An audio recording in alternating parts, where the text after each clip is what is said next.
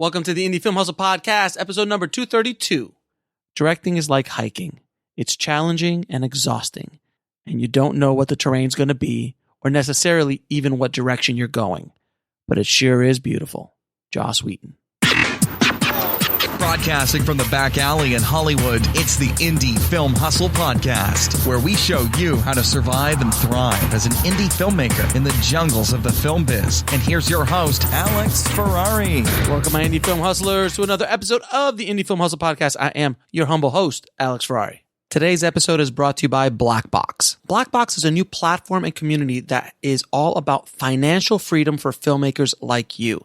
If you join Blackbox, you will be transformed from being a worker to being a maker of your own content, and you'll be making steady passive income from the global market.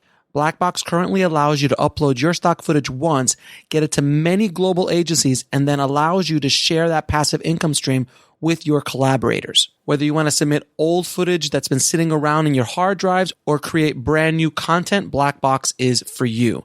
It's really quite revolutionary. With Blackbox, filmmakers can concentrate on making great content while Blackbox takes care of all the business BS.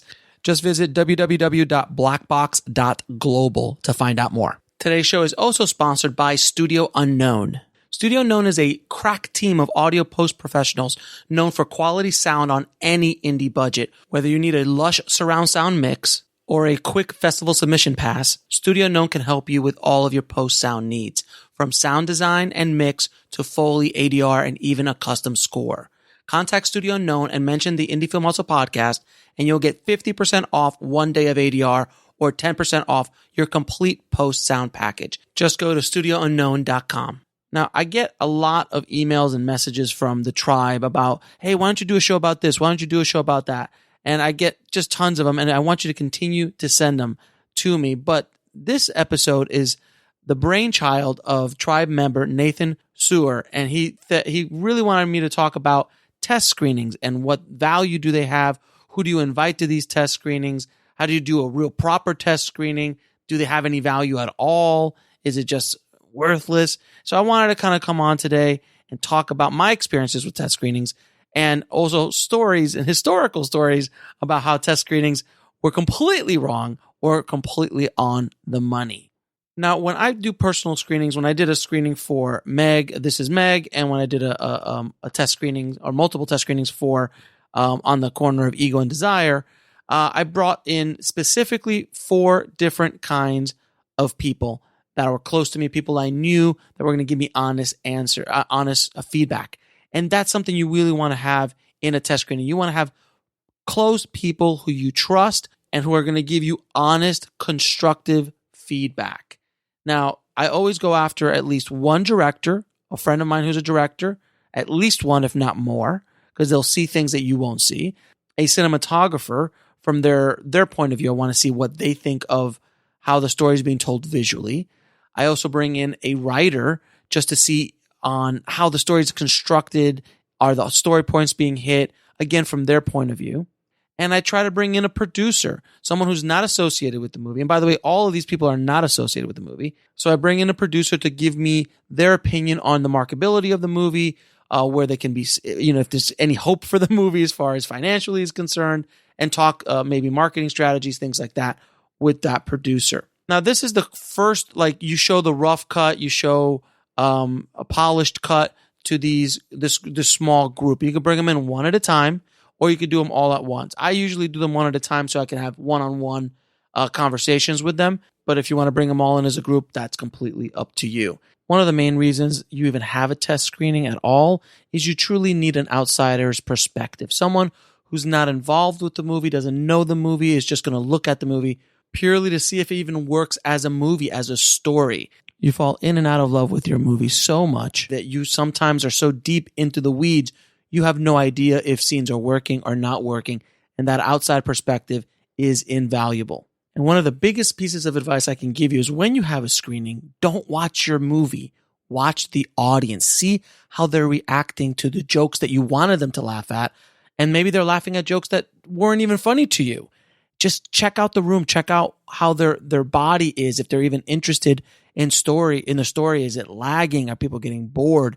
Super, super powerful parts of a screening. The people who are watching your movie are people, and they have visceral reactions to what they're watching. So you do need to respect that, because that's why you brought them in the first place.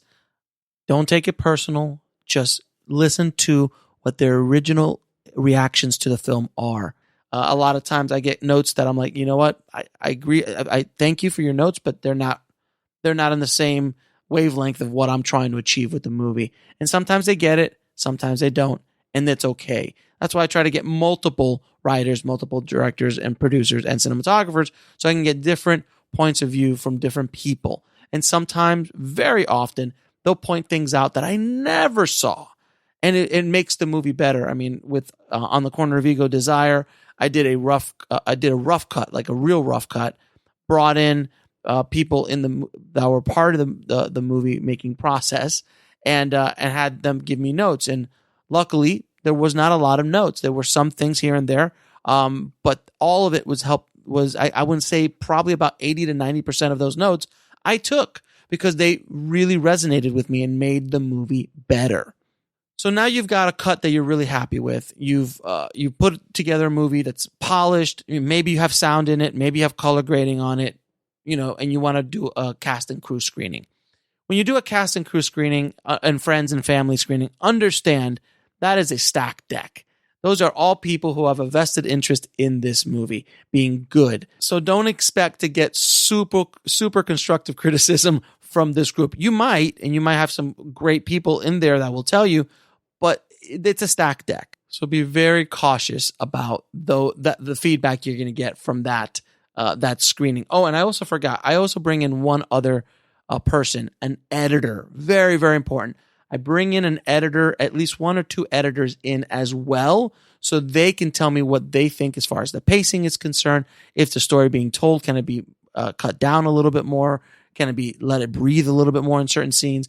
When I was editing On the Corner of Ego and Desire, I brought in an editor, and they were telling me this scene needs to breathe more, and you're cutting it too fast. And when I went back and kind of let it breathe a little bit, I was like, oh, he was absolutely right. Perfect note. So that's another person that I bring in to the kind of rough cut stage of the movie.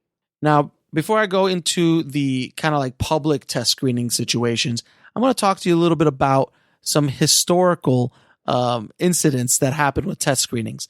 Now, a little movie called Star Wars. Back in the day, George Lucas brought all his friends together, and all his friends were directing friends. So he had Francis Ford Coppola, Steven Spielberg, John Milius, Brian De Palma, and a couple other guys. I think Paul Schrader was in there, a couple editors as well. And everybody sat down to watch a rough cut of this new movie called Star Wars. Everybody ripped it apart. It was just in debacles, according to everybody. Brian De Palma specifically was the one that literally ripped George a new ass about the Force. Like, what is the Force? Where does the Force come from? Who is this? I need this explained to me. I don't understand.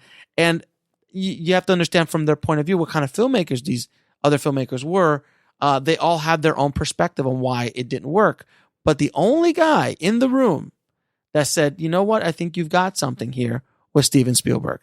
Because Steven Spielberg saw beyond the mess that it was, and that first cut of Star Wars was an absolute mess, apparently. But even when they went back in, re-edited everything, and they showed it to all these guys again, everybody had the same vibe about it except Spielberg. Everyone was like, this is not going to work. This is not going to work at all. But Steven had a very clear idea of like, you know what, George, I think you might have something here. And, obviously history has already told us that he did have something. So be careful again with opinions from other people. You have to stay true to what you believe as a filmmaker that is going out there, that the story that you're trying to tell. And it's a lot of times more important as an artist to listen to your own voice. Don't get crazy. Don't listen to ego. Don't listen to other things that are not the voice that I'm talking about.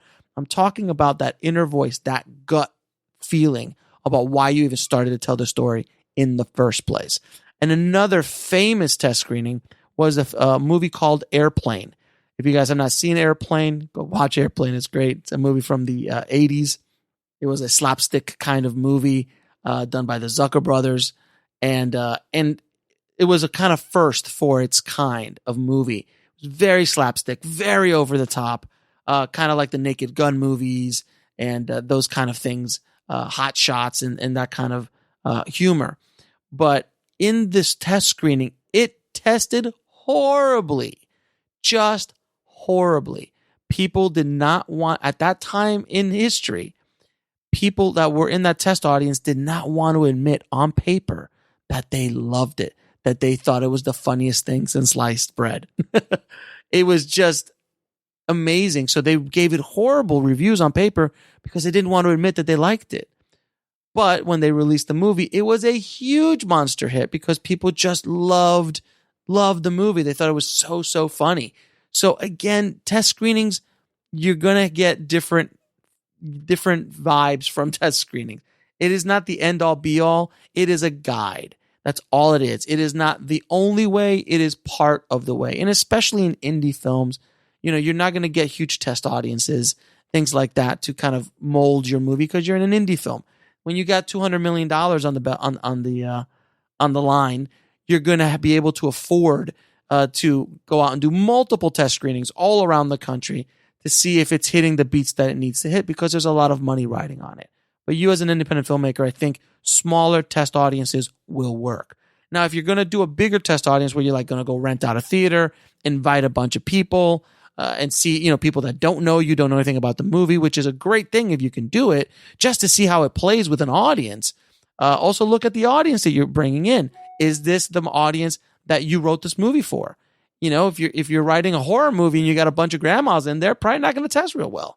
So look at the people you're bringing in. Are these the people who are going to get your movie, are going to understand your movie? So if you're able to do that, you're going to have to put together a basic card where you're going to ask questions like, did you like the protagonist? Did you like the main character? What didn't you like about the movie? Do you think the story is moving forward properly? All these kind of questions you can look online all over the place. And I'm going to try to leave some links in the show notes to see if I can find anything online for you of some example test screening cards. But those are the ones that you're going to be handing out to everybody and then collecting at the end and reading and seeing what happens. But if you ever expect to make movies in the studio system or not just indie movies, you're going to have to deal with test audiences. So it's a lot of the bane of the existence of a lot of filmmakers because at the end of the day, some filmmakers like Ridley Scott, for example, doesn't care about test screenings. He's like, I'm going to make the movie I'm going to make. And if my test screening doesn't like it, so be it. I don't care. This is what I'm going to do. Mind you, you're Ridley Scott. You can do these things. You and I are not able to do these things just yet. So I hope this helped you a little bit to understand what test screenings are, what the value of the test screenings are, and what to look out for when getting opinions from other people. Again, always listen to that little voice inside of you, man. That is the voice that's going to guide you through this whole minefield of what it's like to be a filmmaker. Now, if you want links to anything I talked about in this episode, just head over to indiefilmhustle.com/232 for the show notes. And if you haven't already, please check out my new podcast, The Bulletproof Screenplay, where we discuss the craft and business of screenwriting. And you can check it out at screenwritingpodcast.com. Now, I got a lot of cool things coming up in the coming weeks, guys. A lot of great episodes, a lot of amazing guests. I got one I did the other day that I was like on the floor with. I was such a big fan of this director, so I cannot wait to bring him on to the show for you guys. So as always, keep that hustle going, keep that dream alive, and I'll talk to you soon. Thanks for listening to the Indie Film Hustle podcast at indiefilmhustle.com. That's INDIEFILMHUSTLE.com.